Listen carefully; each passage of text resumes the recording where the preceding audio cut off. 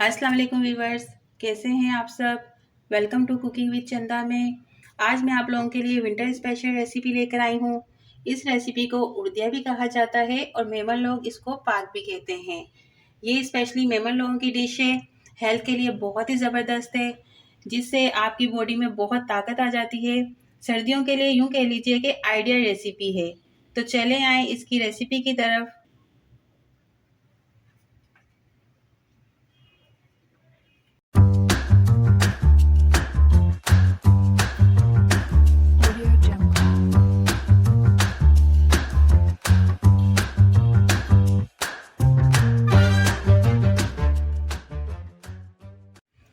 सबसे पहले हमें यहाँ देखें उड़द की दाल है। उड़द की दाल जो होती है उसका इस तरह से करके मैंने आटा बनवा लिया है।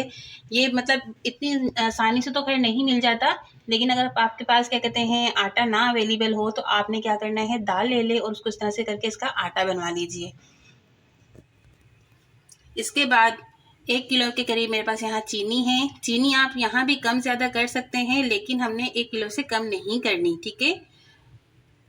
उसके बाद 300 ग्राम गोंद है मेरे पास। ये गोंद कतीरा नहीं है, ये गोंद है, ठीक है। गोंद कतीरा जो होता है वो थोड़ा व्हाइट कलर में होता है। ये गोंद का जो है पीस लेना है। इसके बाद यहाँ मेरे पास हबीब का घी है, ठीक है। आप चाहें तो देसी घी भी इस्तेमाल कर सकते हैं, लेकिन इसकी खुशबू बहुत अच्छी होती है तो मैं यही ज़्यादा इस्तेमाल करती हूँ। और यहाँ कुछ ड्राई फ्रूट्स हैं, इन सब ड्राई फ्रूट्स को हम पीस लेंगे।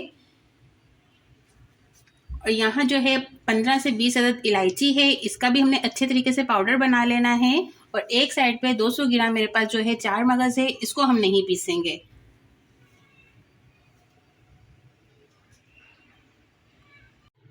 अब मैं चीनी और गोंद को बिल्कुल अलग अलग करके दोनों चीज़ों को पीस लेती हूँ। अब अच्छा आपने क्या करना है, इसको बिल्कुल पाउडर शेप में पीसना है, ठीक है। ये कि दरदरा सा नहीं होना चाहिए, बिल्कुल पाउडर शेप में पीस के आपको दिखाती हूँ। ये देखें जनाब, गोंद और चीनी को मैंने बिल्कुल अच्छे से पीस लिया है। आप देख सकते हैं बिल्कुल पाउडर फॉर्म में आ चुकी है, ये आप देख सकते हैं। इसी तरह से चीनी भी आप देख सकते हैं, बिल्कुल इस तरह से मैंने पीस ली है। अब आते हैं इसके अगले स्टेप पर। अब ये देखें मैंने एक पैन ले लिया, इसके अंदर ये घी शामिल कर दूंगी। यहाँ घी जो है मैं तकरीबन 70% तक डालूंगी। अब समझे कि 3 पाव के करीब मैं एक साथ घी डाल रही हूँ इसके अंदर, ठीक है।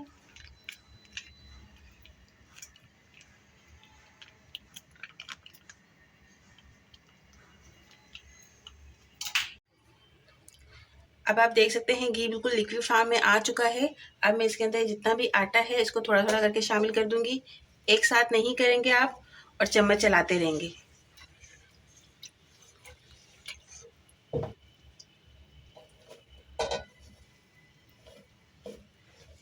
इस तरह से करके आपने आटा शामिल किया और चम्मच चलाएं ताकि इसकी गुठलियाँ ना बने। ये देखें इस तरह मैंने सारा आटा इसके अंदर शामिल कर दिया है और इसको अच्छे से चम्मच चलाते रहिएगा कि इसके अंदर बिल्कुल भी गुठलियाँ ना बने। आटा शामिल करते रहें और चम्मच चलाते रहें इस तरह से। अब मैं इसको तकरीबन 10 से 15 मिनट तक इसकी जो है अच्छे से भुनाई करूँगी। इतनी भुनाई करनी है कि आपको खुद ही पता चल जाएगा, इसमें से इतनी अच्छी खुशबू आना शुरू हो जाएगी। तो अब मैं आपसे मिलती हूँ 10 से 15 मिनट तक। अब यहाँ मुझे थोड़ी सी घी की कमी महसूस हो रही है, जो बाकी बचा हुआ है अब मैं वो भी इसके अंदर सारा घी शामिल कर दूँगी इस तरह से करके, और चम्मच चलाते रहें।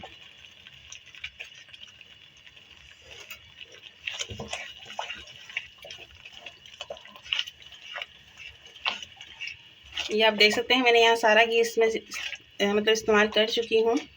तो अब इसकी खुशबू भी आना तकरीबन शुरू हो चुकी है। यहाँ मुझे 7 मिनट हो गए हैं इसकी भुनाई करते हुए।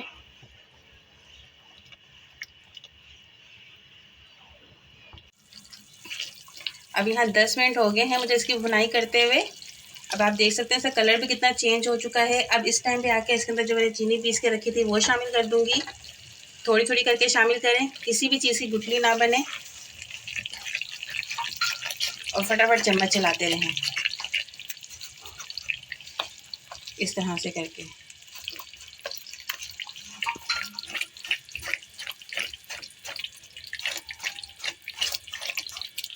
बाकी बची हुई भी शामिल कर दी। यहाँ चीनी कम ज़्यादा आप कर सकते हैं।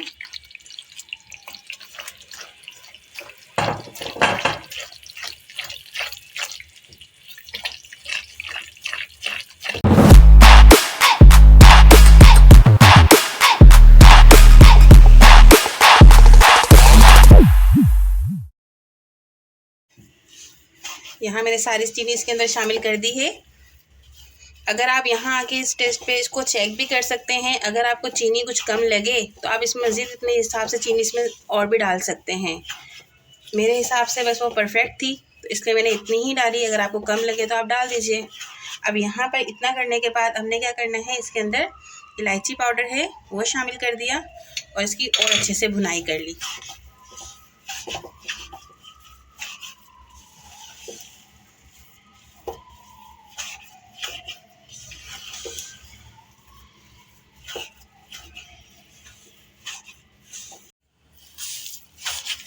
इलायची डालने के बाद भी मैंने इसकी 10 मिनट तक देखें अच्छे से भुनाई कर ली है। अब इसके अंदर से बहुत प्यारी खुशबू आना शुरू हो गई है।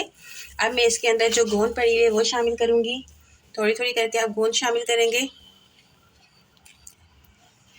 ये देखिए, इसको अच्छे से मिक्स कर लिया।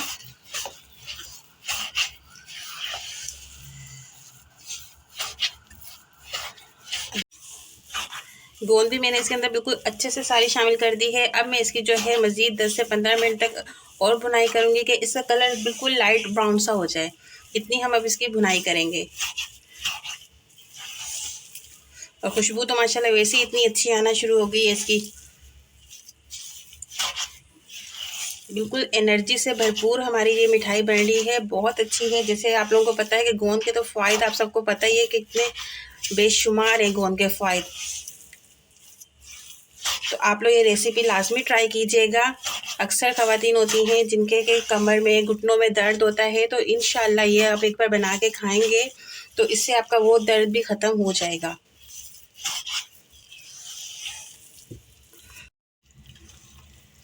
ये देखें जनाब, मैंने मज़ीद इससे 10 मिनट और भुनाई की है और गोंद भी हमारी तकरीबन गोंद की भी बहुत अच्छी खुशबू आना शुरू हो गई है। आप देख सकते हैं इसका कलर, इसका टेक्सचर देख सकते हैं कितना प्यारा लग रहा है। तो इस रेसिपी को आप लोग लाजमी ट्राई कीजिएगा।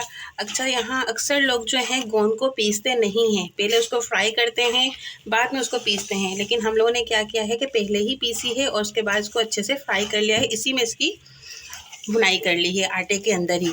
तो इससे क्या है कि इसकी खुशबू जो है डबल हो जाती है, इसका टेस्ट डबल हो जाता है, तो बहुत मज़ेदार बनती है।